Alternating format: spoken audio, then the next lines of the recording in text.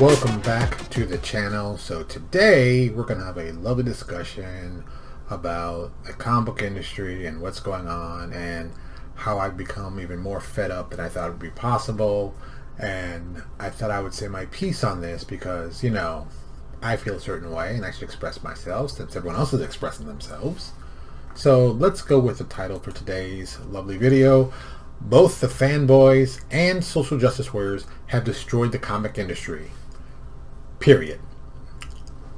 So before we even get into it hardcore, let me introduce myself. If this is your first time on the channel, hello, my name is Lewis Porter Jr. I talk about all kinds of topics related to comic books and role-playing games and movies and just fun stuff. But today's one of those days where I'm gonna, I guess, give both barrels to both the fanboys and the social justice warriors because, my God, you have really destroyed an industry and a hobby that I loved. I've been involved in comics in one way or another for the last 40 plus years. I have worked at comic book stores. I have worked for comic book publishers. I've made my own comic books. I've recruited artists. I've recruited writers. I've recruited editors. I've published magazines. I've worked for price guides.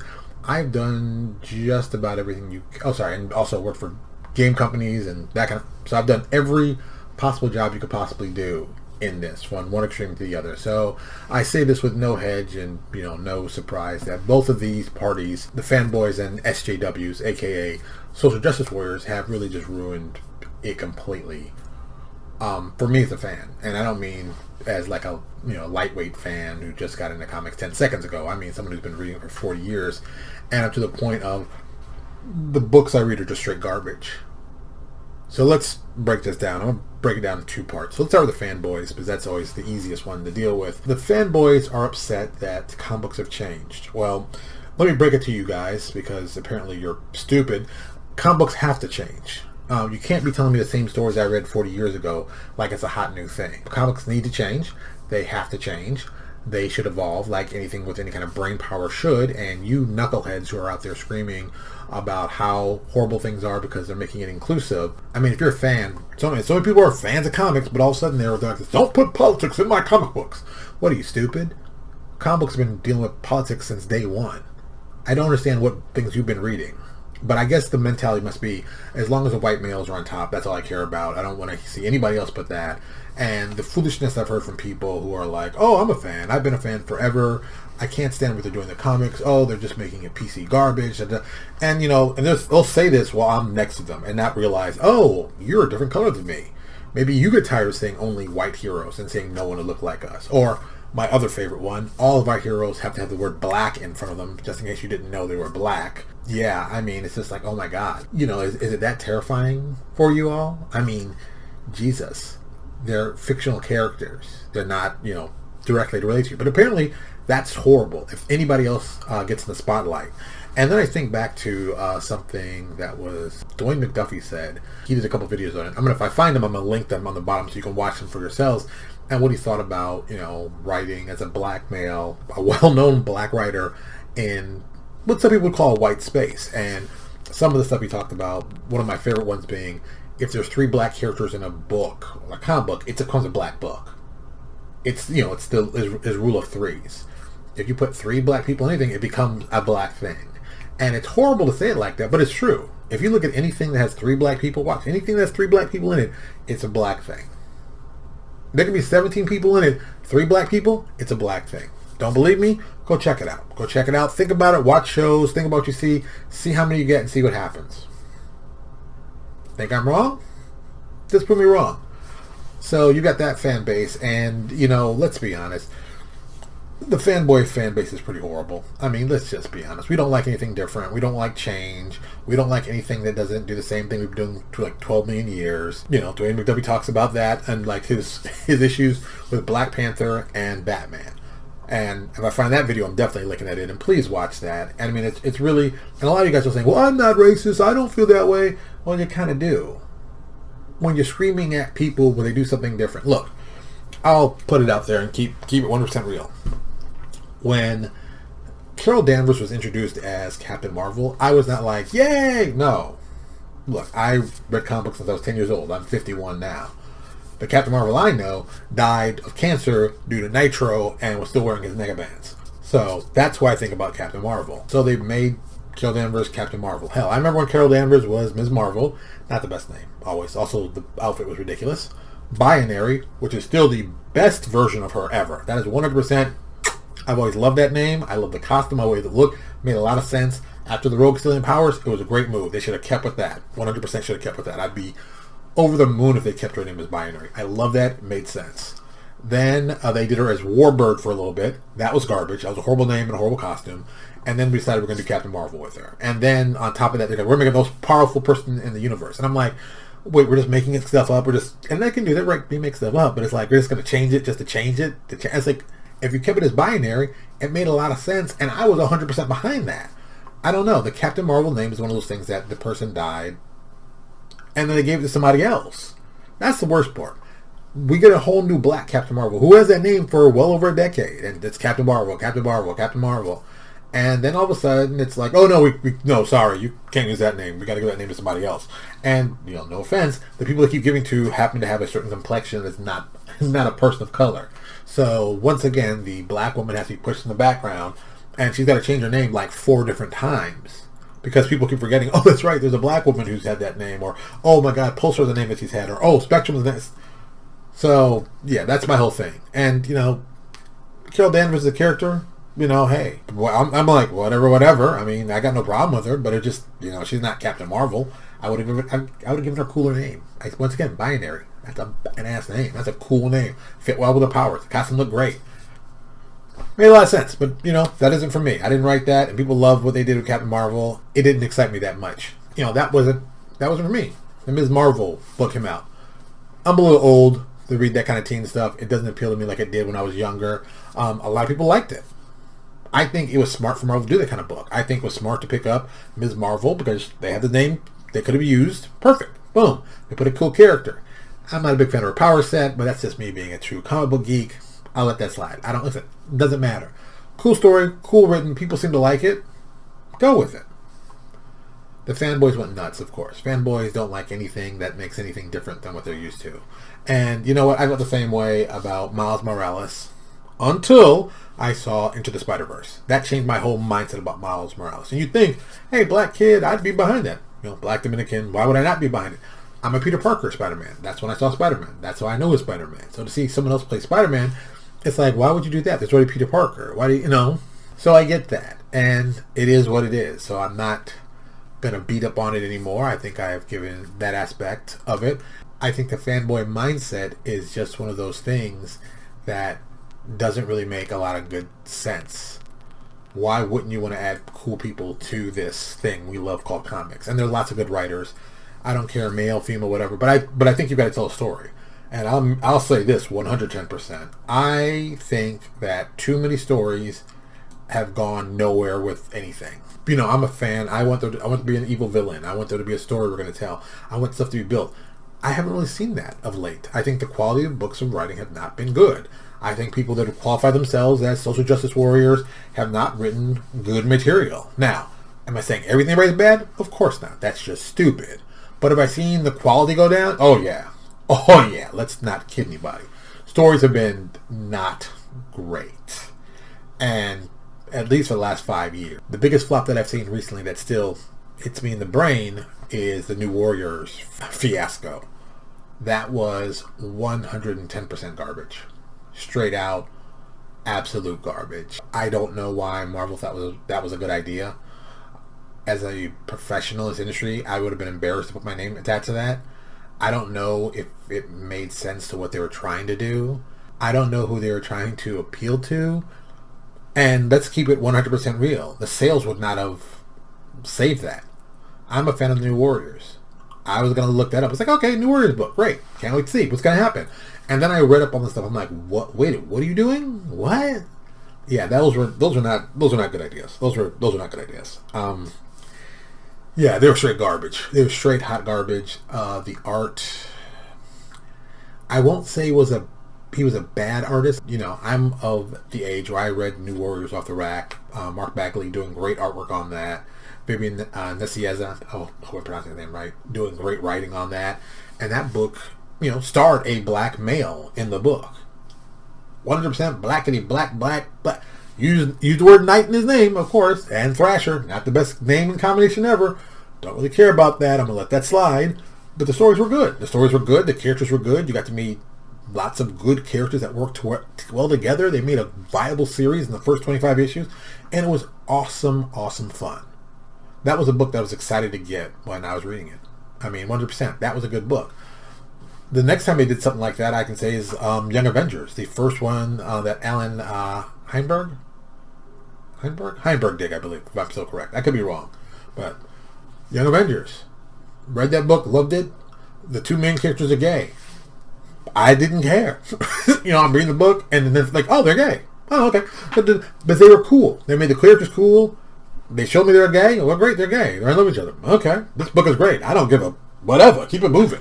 And that's, to me, how it should be. It shouldn't be we got the gay character up front, and he's gay, It's like doing the same thing as you're black. He's the black guy. No, don't do that. Don't do that. Make me a good character. Tell me about who he cares about. Tell me why I should like this person. Tell me why I should hate this person. And then keep it moving. That's all you got to do. Oh, he's gay? Okay, great. Oh, he's trans? Okay, great. If you're still doing they're trans, dude, it's not 1985. It's not. Okay? Not a big deal. Not a big deal. And people are like, well, they're putting trans characters in my comics. So what? If you don't like the comic, don't like the comic. Oh, look, they can put more trans characters in. Who cares? Is the character cool? That's all I care. Is the character cool? If the character is not cool, I don't care. Black, white, purple, whatever. Character must be cool. If the character's not cool, I don't care. And I mean hero or villain. And that's another problem. I haven't seen any villains that are villains. What happened? And this is something that... Alright, so before I get into this whole villain thing, here's something that's happened, I think, and SJWs have to kind of take the blame for this one. So, if you make a villain a person of color, someone gay, someone trans, there's a natural connotation saying, oh, you only did it because they were there. And I'm like, no. Villains are villains. Villains can be whatever, just like the hero. Villains can be whatever, heroes can be whatever. As long as they're cool, villain or hero, I don't care. And I don't think most people do. I think the first thought of you is, oh, you can't make that character that because that's a trans character and that puts them in a negative light. Well, Jesus, man, they're villains. Villains are a negative light. It's not because they're trans they're in a negative light, and if you make them trans and that's why you did, that's a problem. But if it's a villain, it's a villain. If it's a straight villain, bi, trans, whatever. Villains should be villains. Villains need to be villainous. If you're going to do something really cool, and this is for any writer or creative person, it's for anybody, just make your creative thing. Just make your creative thing. And at the end, assign the race and gender and, race, sex, gender at random. Just do it at random. And a hat, black, white, just put in hats, pull them out, assign them at random. People are going to be like, whoa, what about my story? What about your story? What about your story? If the story's good, the story's good. That's the focus. See, this is a problem with the fanboys and the SJWs. They've gotten away from what's really important, and that's the story. Tell me a good story. I would pay good money for a good story. There's been so much stuff out there lately that is straight garbage. It's not a good story. And, I mean story as in, I need there to be a hero, I need there to be a villain, and I need there to be a conflict. There's got to be that. It's got to be that. And the hero doesn't always have to be, super person in a cape. It could be something else. The villain doesn't have to be super villain in a cape. It can be something else. The conflict can be but you've got to tell a complete story. And, here's one that's going to surprise some people. How about telling me a complete story in one issue? If you could, one issue. A complete story, one issue. Instead of doing, 12 issue miniseries on everything you write. Or you gotta buy crossovers from 16 different books. Tell me one good story in one book. Then tell me another good story in another book.